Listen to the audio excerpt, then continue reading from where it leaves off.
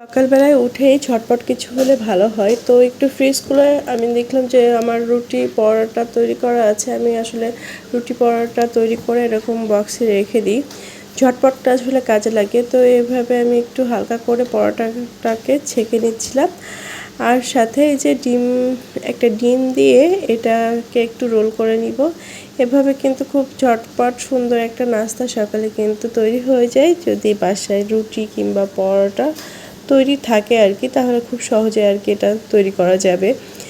তো এটার সাথে যেটা দিয়েছি, আরও এটার সাথে আসলে ভিতরে দিয়েছি একটু টমেটো কুচি, শসা কুচি, আর সাথে যেটা দিয়েছি সেটা হচ্ছে একটু টমেটো সস।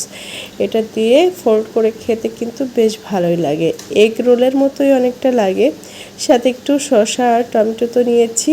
এই তো সিম্পল সকালের নাস্তা, ভালোই লাগে। এটাই আমার আজকে নাস্তা ছিল। তো সবাই ভালো থাকবেন, আল্লাহ হাফেজ।